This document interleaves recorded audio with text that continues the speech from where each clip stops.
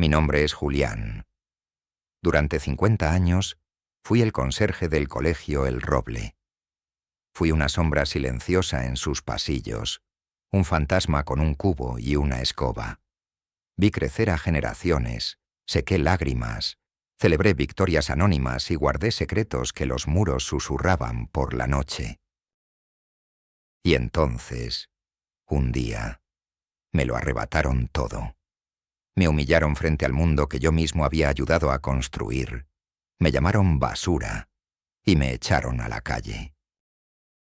Lo hicieron sin saber que la llave que colgaba de mi cuello, la que pensaban que solo abría el cuarto de las escobas, era en realidad la llave que decidía el futuro de todos ellos. Me quitaron mi dignidad, mi propósito, mi vida, pero me dejaron con un poder que nunca supe que tenía. Me dejaron con la elección de la venganza o la justicia. Antes de contarte mi historia y la decisión que tomé, dime qué harías tú en mi lugar. Ese día, el auditorio del colegio El Roble brillaba como nunca. Olía a cera de piso recién pulida, a dinero nuevo y a las ambiciones desmedidas de Ricardo Vargas, el nuevo director. Yo lo conocía desde que era un niño asustadizo, que se escondía en los baños para que no le pegaran los más grandes. Ahora, con su traje italiano de $1000 y su sonrisa de depredador, se pavoneaba en el escenario bajo una pancarta enorme.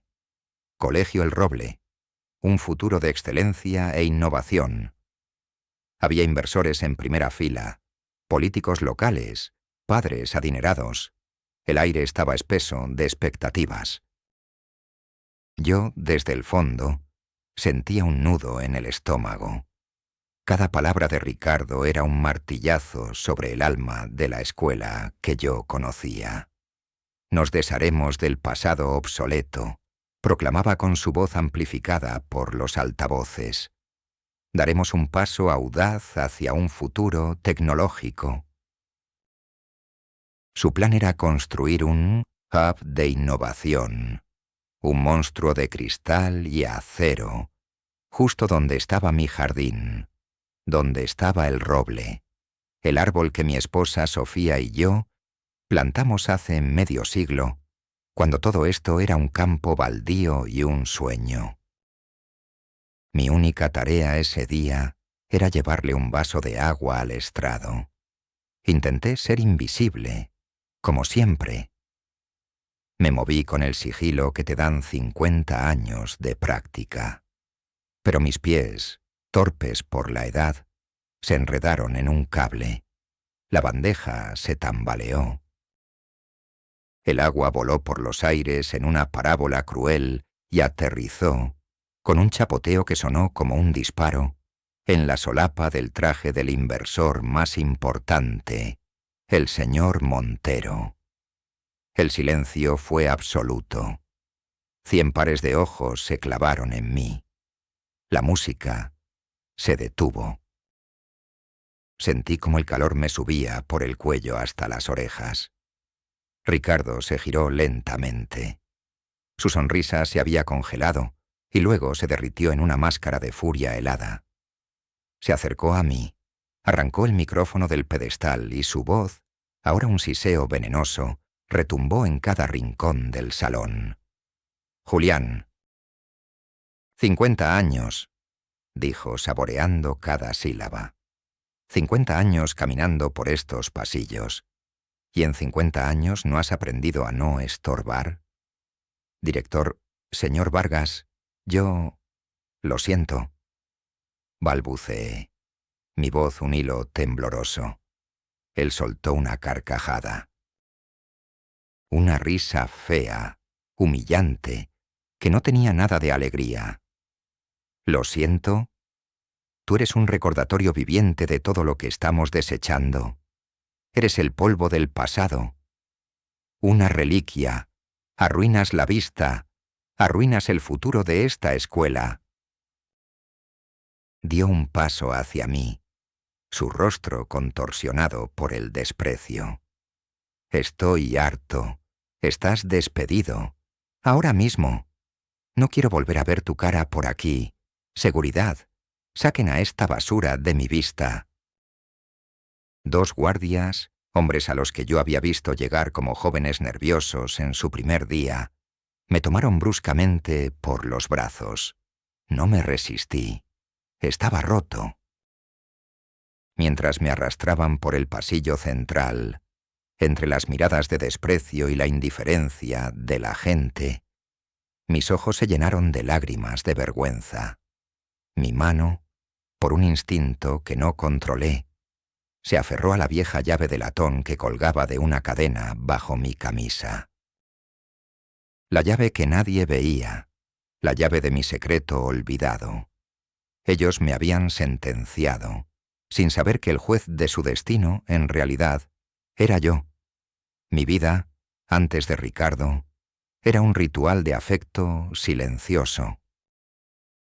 Mi día comenzaba en la oscuridad, mucho antes de que el primer rayo de sol tocara el tejado del colegio.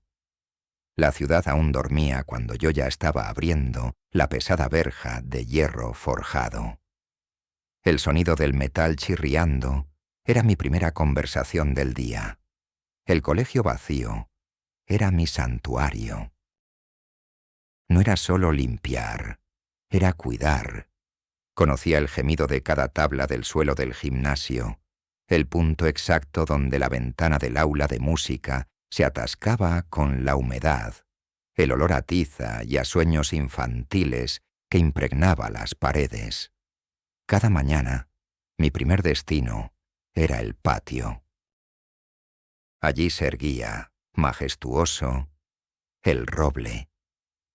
Sus ramas eran como los brazos de un viejo sabio que acogía a todo el que buscaba su sombra. Yo lo había plantado con Sofía. Éramos jóvenes, llenos de una fe casi ingenua en el futuro.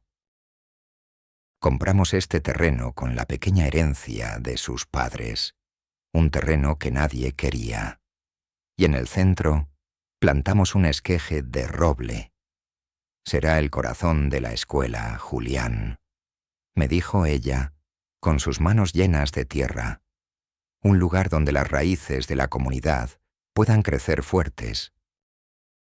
Y yo, para estar siempre cerca de su corazón, me hice conserje. Sofía fue la bibliotecaria hasta que una enfermedad se la llevó demasiado pronto. El roble era mi monumento a ella, a nuestro amor, a esa promesa silenciosa. Le hablaba cada mañana. Le contaba las novedades, los niños que habían sacado buenas notas, las travesuras. Él me respondía con el susurro de sus hojas. Mi mundo estaba poblado de pequeñas conexiones. Estaba Elena, la profesora de literatura, una mujer de 45 años con ojos que veían más allá de mi uniforme azul. Cada mañana me dejaba una taza de café caliente y el periódico en mi pequeño cuarto de limpieza. Para que el cuerpo y la mente empiecen bien el día, don Julián, decía con una sonrisa. Hablábamos de libros, de la vida. Ella valoraba mis opiniones. Decía que yo tenía la sabiduría de los cimientos. Y luego estaba Leo, un chico de 15 años, flaco, con la mirada hosca de quien ha recibido demasiados golpes. Venía de una familia rota y el colegio era su único refugio. Los otros profesores lo veían como un caso perdido. Yo vi en él el reflejo de un niño asustadizo que una vez lloró en un rincón de este mismo patio. Un pequeño Ricardo Vargas. Decidí que la historia no se repetiría. Le propuse a Leo que me ayudara a cuidar el jardín. Al principio se negó, con la desconfianza grabada en el rostro. Pero poco a poco, la tierra, las plantas, el trabajo manual, obraron su magia. Le enseñé a podar los rosales, a distinguir las buenas hierbas de las malas. a entender el lenguaje de las estaciones. Entre la tierra y el silencio nació un vínculo. Él me contaba sus problemas, sus miedos. Yo le contaba historias del viejo colegio. El jardín se convirtió en su terapia, y él en el nieto que nunca tuve. El roble era nuestro lugar sagrado. A su sombra, Leo aprendía a sanar. Todo este equilibrio frágil se rompió con la llegada de Ricardo. Lo nombraron director por sus supuestos logros en el mundo corporativo. Regresó al lugar de su infancia no con gratitud, sino con la arrogancia del que vuelve para pisotear sus orígenes. Recuerdo perfectamente el día que lo ayudé, hace 30 años. Unos matones le habían robado el almuerzo y le habían partido el labio. Lo encontré llorando, acurrucado detrás de los botes de basura. Le limpié la herida con mi pañuelo, le di mi propio bocadillo y le dije: «La fuerza no está en los puños, Ricardo. Está aquí». Y le toqué suavemente la cabeza. «Nunca dejes que nadie te diga lo que vales». Creí que le había dado una lección de resiliencia. Me equivoqué. Para él, yo no fui un buen samaritano. Fui el testigo de su mayor humillación. Y ahora que era poderoso, necesitaba borrar a ese testigo. Su modernización fue una purga. Los viejos pupitres de madera, marcados con las iniciales de generaciones de amantes y soñadores, fueron reemplazados por frías mesas de plástico impersonales. Las paredes, que eran un mural viviente de los dibujos y proyectos de los alumnos, fueron pintadas de un blanco estéril, de hospital. Los retratos de los antiguos directores y fundadores, hombres y mujeres que habían dedicado su vida a la educación, fueron descolgados y sustituidos por carteles con eslóganes corporativos en inglés.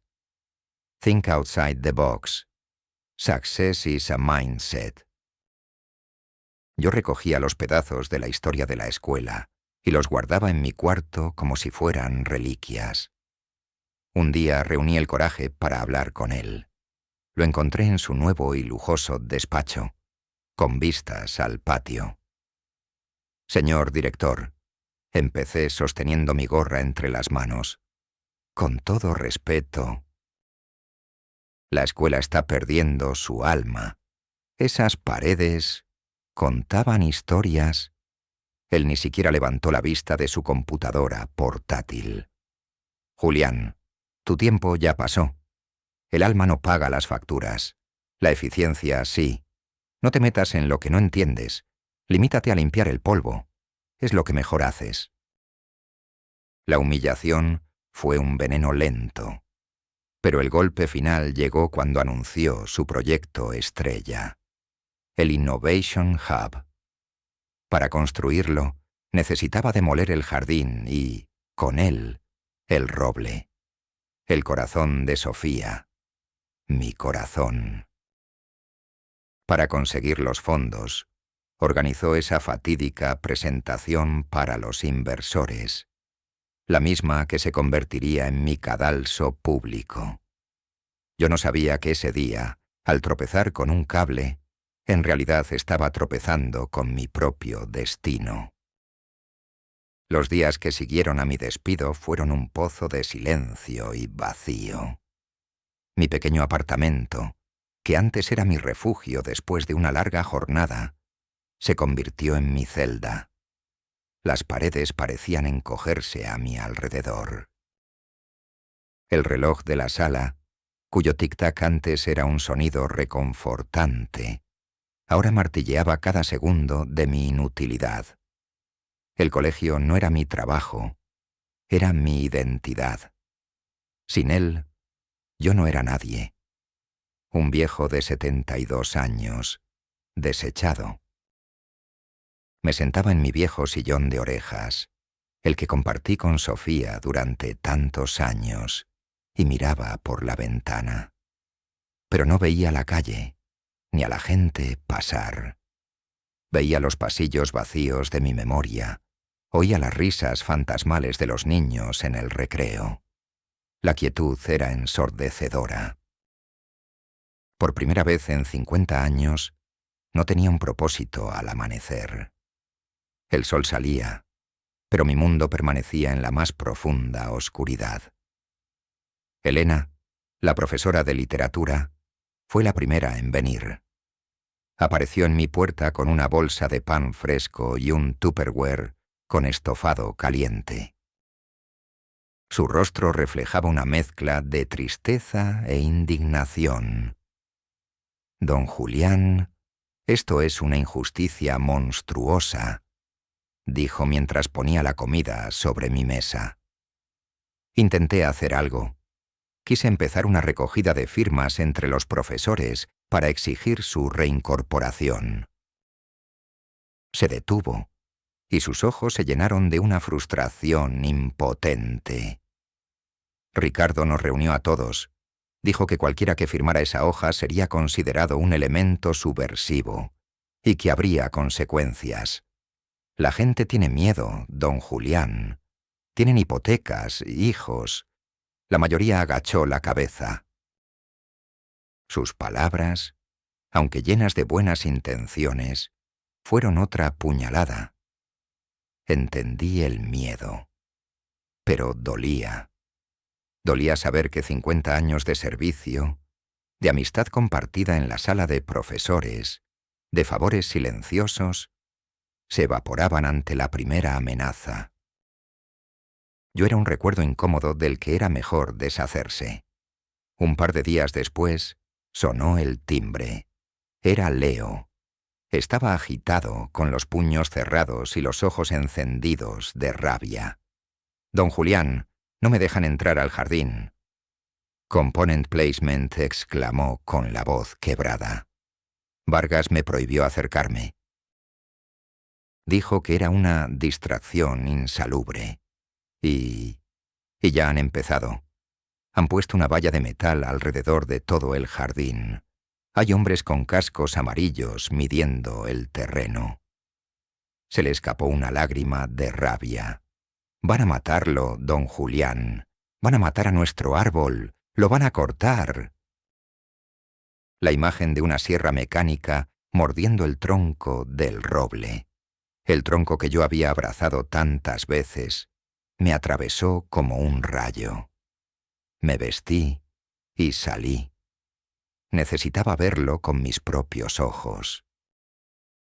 Caminé las pocas cuadras que me separaban del colegio, sintiéndome como un fantasma volviendo al lugar de su muerte. Y allí estaba. Una fea cerca metálica, fría y gris, rodeaba mi jardín. El jardín de Sofía. En el centro, el roble parecía un prisionero en el corredor de la muerte. Vi a Ricardo radiante, mostrando los planos a un grupo de inversores. Señalaba hacia el árbol y reía, como si estuviera señalando un obstáculo insignificante que pronto desaparecería. Me quedé allí, al otro lado de la calle, invisible para ellos, sintiendo una impotencia tan absoluta que me ahogaba. Cada risa de Ricardo, cada gesto triunfal, era un grano de sal en mi herida abierta. Ese fin de semana, en mi punto más bajo, fui al cementerio. La pequeña lápida de mármol de Sofía estaba limpia. Siempre le llevaba flores frescas. Me senté en el césped húmedo y le hablé, como hacía a menudo. Pero esta vez, mi voz era un susurro roto. «Te fallé, mi amor», le dije a la piedra fría. No pude protegerlo. No pude proteger nuestro roble. Ni nuestra escuela. Todo lo que construimos con tanto amor. Un hombre lleno de odio lo está derrumbando. Y yo no pude hacer nada. Soy solo un viejo conserje inútil, Sofía. Un estorbo. Las lágrimas corrían por las arrugas de mi cara, calientes y amargas. Estaba completamente solo, completamente derrotado. Fue en ese preciso instante de desesperación total, con el sabor a sal de mis propias lágrimas en los labios, que mi viejo teléfono móvil vibró en el bolsillo de mi chaqueta. Un número desconocido. Dudé en contestar. Qué buenas noticias podía recibir yo, pero algo me impulsó a hacerlo. Diga. Zrenia. Respondí con voz ronca. ¿Hablo con el señor Julián González? Swin preguntó una voz joven y profesional. Sí, soy yo. Señor González, mi nombre es Adrián Martínez. Soy abogado. Hijo del abogado Ramiro Martínez. ¿Lo recuerda? El nombre me sonó vagamente, como un eco de un pasado muy lejano. Sí, creo que sí. Un hombre muy correcto. Mi padre falleció el año pasado, lo lamento. Estoy organizando su archivo y he encontrado unos documentos que le conciernen. Le llamo por el terreno conocido como El Roble. Mi mente se quedó en blanco. ¿El terreno? Verá, continuó el joven abogado, ajeno al terremoto que sus palabras estaban provocando en mi interior. El contrato de arrendamiento de 50 años que usted firmó con el ayuntamiento para la construcción de una escuela pública expira en exactamente 14 días.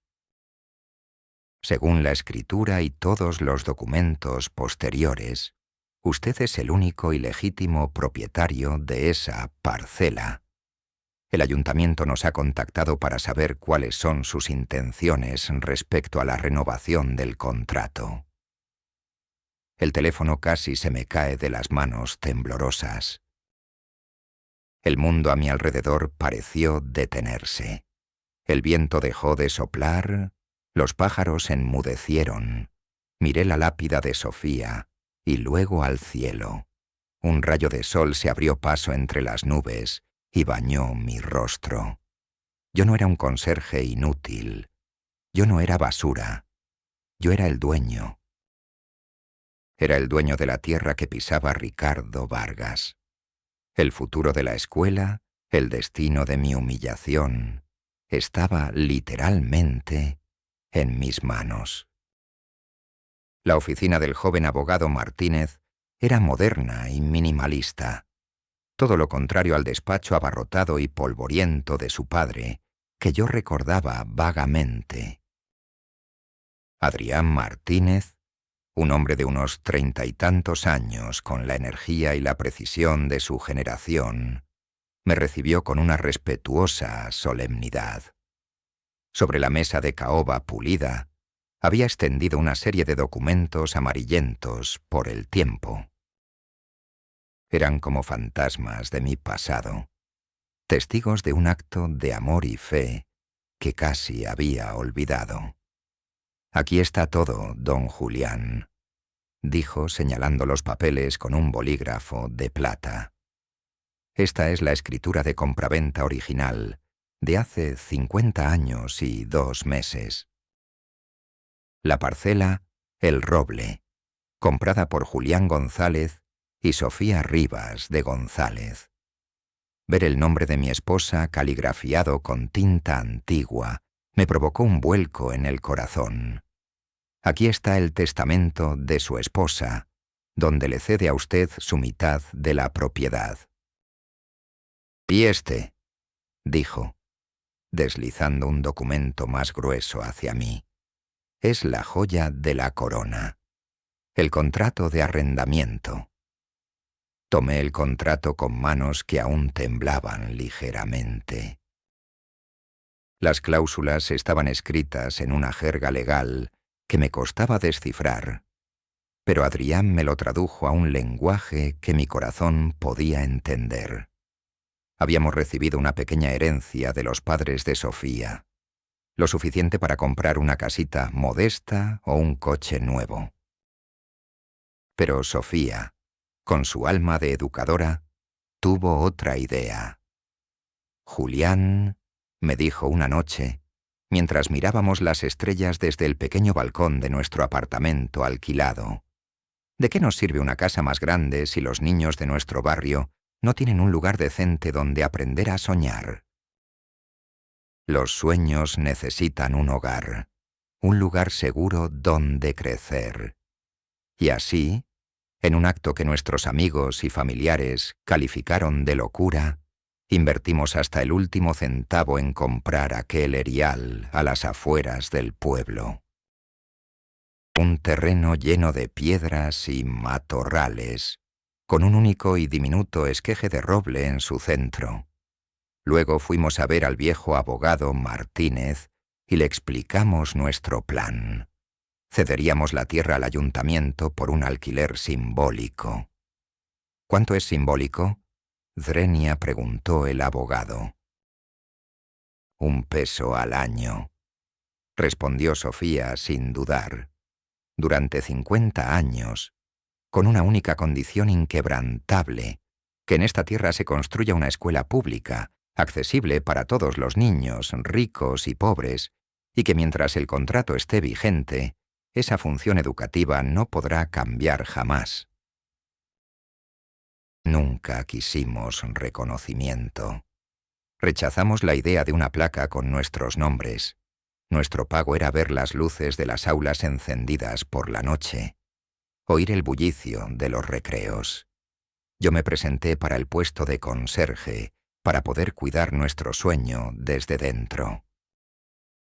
Sofía consiguió el trabajo en la biblioteca. Éramos los guardianes secretos de nuestro propio legado.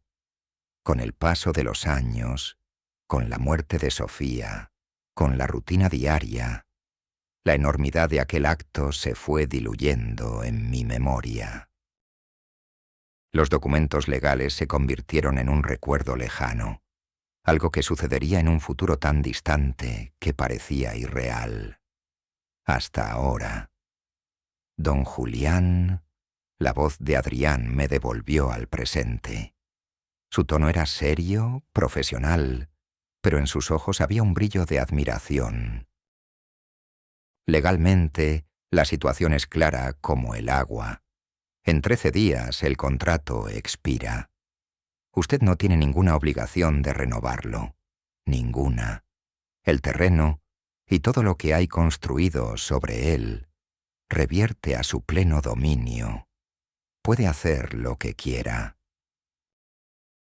Hizo una pausa para que el peso de sus palabras se asentara. Puede solicitar al ayuntamiento y a la dirección del colegio que desalojen su propiedad. Puede ponerles un nuevo precio de alquiler, uno de mercado, que le aseguro que con los precios actuales sería astronómico, y el colegio público no podría pagar. Podría vender el terreno al mejor postor, a una constructora, por ejemplo. Valdría millones. Oh, si así lo deseara, concluyó, podría traer una excavadora y demolerlo todo mañana mismo. La ley está de su lado al 100%. Millones. Demoler. Desalojar. Las palabras retumbaban en mi cabeza. Un torbellino de imágenes y emociones me asaltó. Vi la cara de Ricardo Vargas, su expresión de arrogancia transformándose en pánico y terror al recibir una orden de desalojo firmada por mí. Me imaginé a mí mismo entrando triunfalmente por la verja principal, no como un conserje despedido, sino como el dueño absoluto y diciéndole: «Ricardo, tienes 24 horas para sacar tu basura de mi propiedad». La idea era dulce, embriagadora, una venganza perfecta, poética. Podría destruir su carrera, su reputación, su futuro, de la misma manera que él había intentado destruir mi pasado y mi dignidad. Podría arrasar con su hub de innovación antes de que pusieran la primera piedra. Podría hacerle sentir la misma humillación pública que él me había infligido a mí. Salí del despacho del abogado con las copias de los documentos en un maletín que él me prestó. Caminé sin rumbo por la ciudad, el poder recién descubierto ardiendo en mi pecho. Por primera vez en semanas, no me sentía viejo ni inútil. Me sentía poderoso. Pero era un poder oscuro, alimentado por el rencor. Al llegar a casa, dejé el maletín sobre la mesa y mis ojos se posaron en la fotografía de Sofía que tenía en la repisa. Sonreía, con esa luz en la mirada que parecía decir que conocía todos los secretos buenos del universo. ¿Qué habría hecho ella? ¿Qué me diría si estuviera aquí? Sofía nunca tuvo un hueso de maldad en su cuerpo. La venganza no estaba en su vocabulario. Ella creía en construir, no en destruir. Nuestro sueño no era un arma para castigar a los hombres arrogantes. Era un regalo para los niños inocentes. Me acerqué a la ventana y miré a lo lejos, en dirección al colegio. No vi a Ricardo. Vi a Elena, luchando por enseñar a sus alumnos a amar la poesía en un entorno cada vez más frío. Vi a Leo, encontrando un refugio en el jardín que ahora estaba amenazado. Vi los rostros de cientos de niños, pasados, presentes y futuros, corriendo por ese patio. Destruir la escuela para castigar a un hombre sería como quemar un bosque para matar a una serpiente. Estaría traicionando a Sofía. Estaría traicionándome a mí mismo. La rabia comenzó a disiparse, reemplazada por una calma y una claridad que no había sentido en mucho tiempo. Mi poder no era para la venganza, era para la justicia. No iba a destruir el colegio, iba a salvarlo. Iba a salvarlo de Ricardo Vargas. Iba a devolverle su alma. Y para hacerlo, tenía que darle a ese hombre arrogante la lección de su vida. No con gritos ni con desprecio, sino con la fuerza silenciosa de la dignidad y la verdad. Tomé una decisión. Mi plan no sería un acto de destrucción, sino de restauración. Los siguientes 13 días fueron los más largos y extraños de mi vida. Mientras el mundo seguía su curso, yo guardaba mi secreto como un tesoro. Adrián Martínez, el joven abogado, se convirtió en mi confidente y estratega. Nos reunimos varias veces, no en su oficina, sino en la discreción de mi pequeño apartamento. Trazamos el plan con el cuidado de un general antes de la batalla. Adrián se encargó de la parte legal, preparando las notificaciones, los documentos, asegurándose de que cada paso fuera inexpugnable. Mi parte era la más difícil: esperar el momento exacto. Mientras tanto, en el colegio El Roble, Ricardo Vargas estaba en la cima del mundo. La prensa local había publicado varios artículos sobre su visionario proyecto del Hub de Innovación. Había fotos suyas sonriendo junto al alcalde y a los inversores. Estaba organizando un gran evento para celebrar la colocación de la primera piedra. La fecha elegida, irónicamente, era el día exacto en que mi contrato de arrendamiento expiraba. El universo, a veces, tiene un retorcido sentido de la poesía. Yo seguía con mi rutina, pero todo había cambiado. Paseaba por mi barrio, saludaba a los vecinos, compraba el pan en la misma panadería de siempre. Pero por dentro sentía una corriente eléctrica, una anticipación que me hacía sentir vivo de una forma que había olvidado. Veía a Leo a escondidas. Nos encontrábamos en el parque, lejos de miradas indiscretas. Le contaba que tuviera paciencia, que no perdiera la fe. Las raíces de un roble son profundas, Leo, le decía. Pueden soportar cualquier tormenta. Él no entendía del todo, pero confiaba en mí. La noche antes del gran día, apenas pude dormir. Me senté en mi sillón, con la foto de Sofía en mis manos. Mañana, mi amor, le susurré. Mañana recuperaremos nuestro sueño. No sentía nervios, sino una profunda serenidad. Sabía que estaba haciendo lo correcto. Sabía que ella estaría orgullosa. El día 10 amaneció claro y soleado. Me puse mi mejor traje, uno que no había usado desde la boda de un sobrino hacía 10 años. Era un poco anticuado, pero estaba impecable. Me anudé la corbata con manos firmes. Me miré al espejo. Ya no veía a un viejo conserje despedido. Veía a Julián González, propietario, guardián. Adrián pasó a recogerme puntualmente a las 10 de la mañana. Llevaba un elegante maletín de cuero donde reposaba nuestro arsenal de papeles. El ambiente en el colegio era festivo. Habían montado un escenario en el patio, justo al lado del agujero que ya habían cavado para los cimientos del nuevo edificio. Junto al agujero, majestuoso y condenado, se erguía el roble. Le habían atado una horrible cinta de plástico roja alrededor del tronco, marcándolo para la tala. Había catering, música, cámaras de televisión. Ricardo Vargas, más exultante que nunca, estaba en el micrófono, deleitando a la audiencia con su grandilocuencia. Hoy no solo colocamos una piedra, Component Placement gritaba con los brazos abiertos. Hoy enterramos el pasado, enterramos el estancamiento, la ineficiencia, las nostalgias sentimentales. Hoy construimos el futuro. Esa fue nuestra señal. Con Adrián a mi lado, comencé a caminar hacia la multitud. La gente, al verme, se apartaba, primero con sorpresa, luego con murmullos. Era como el mar rojo abriéndose a nuestro paso. Vi la cara de Elena entre el público. Sus ojos se abrieron como platos.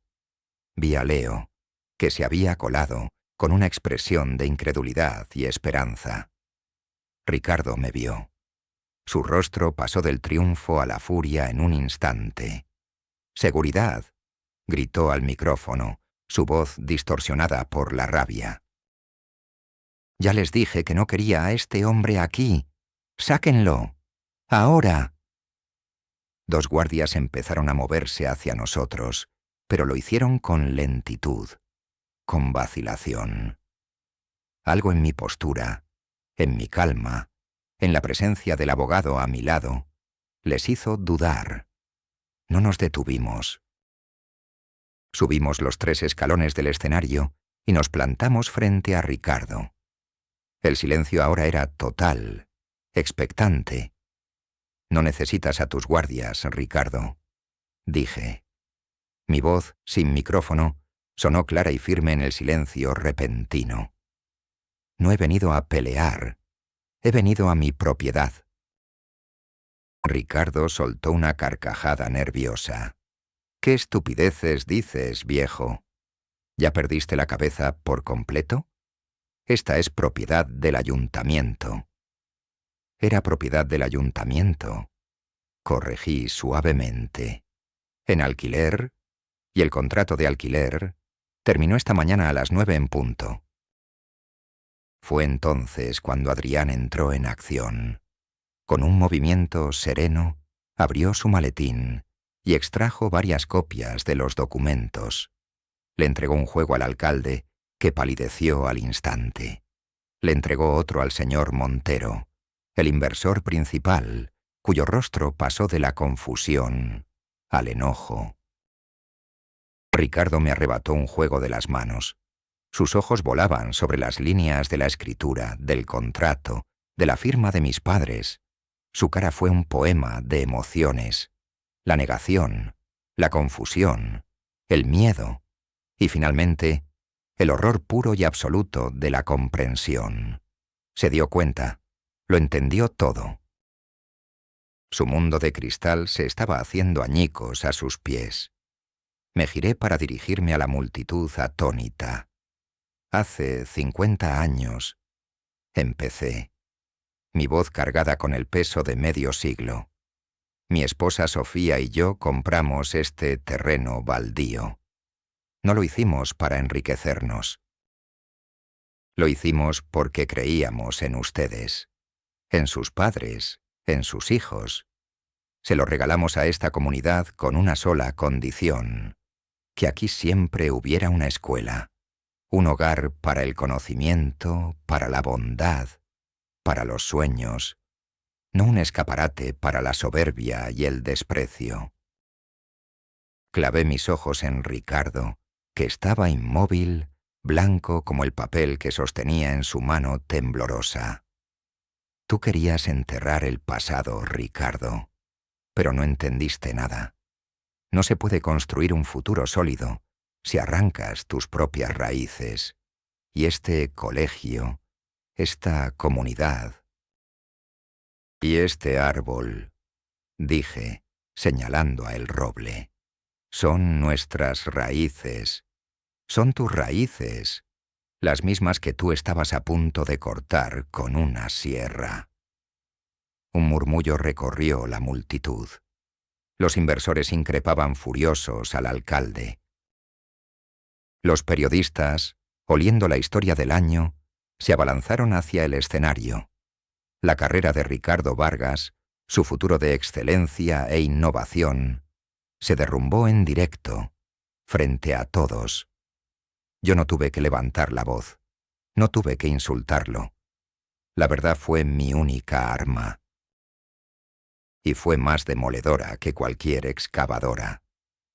Los meses que siguieron fueron un torbellino de cambios, pero esta vez fueron cambios llenos de luz. El escándalo fue en mayúsculo. Ricardo Vargas fue despedido de forma fulminante, su nombre convertido en sinónimo de arrogancia y fracaso.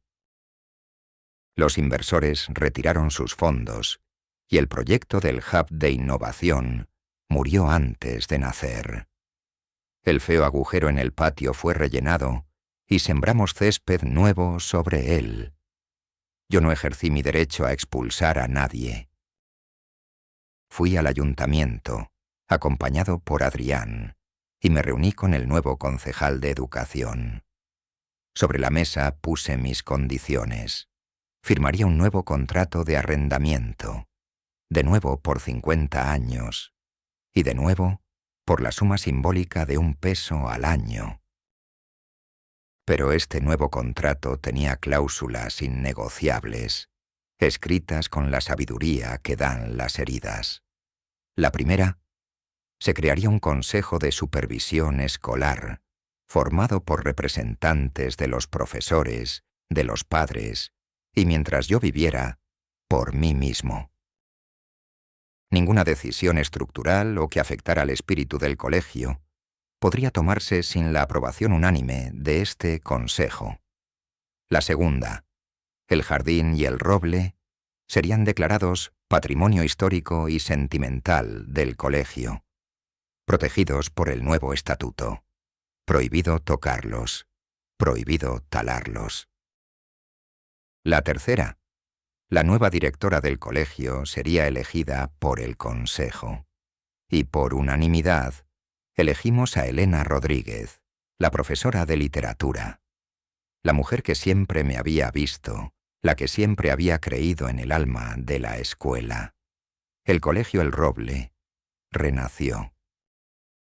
Las paredes volvieron a llenarse de colores, de los dibujos imperfectos y maravillosos de los niños.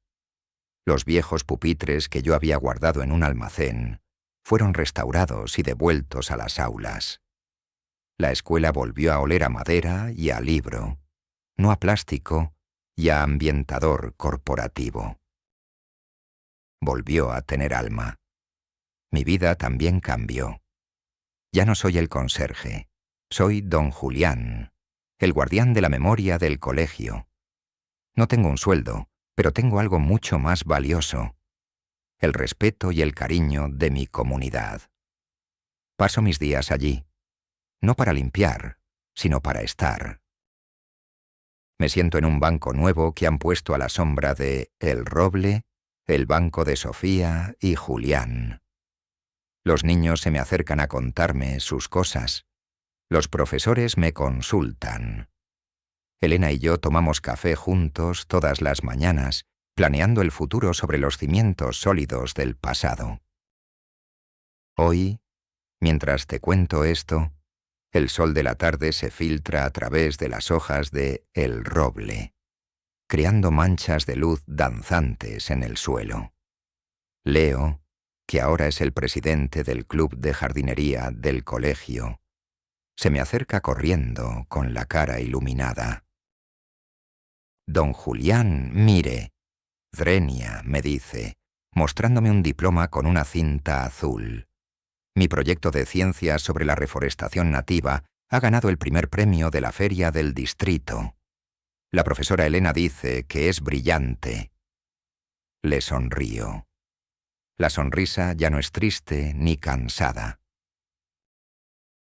Es una sonrisa plena, que me nace desde el fondo del alma.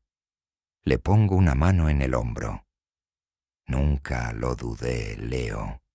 Nunca. Tú eres la prueba de que las buenas semillas, en la tierra correcta, siempre dan los mejores frutos. Tú eres nuestro futuro. Él me abraza.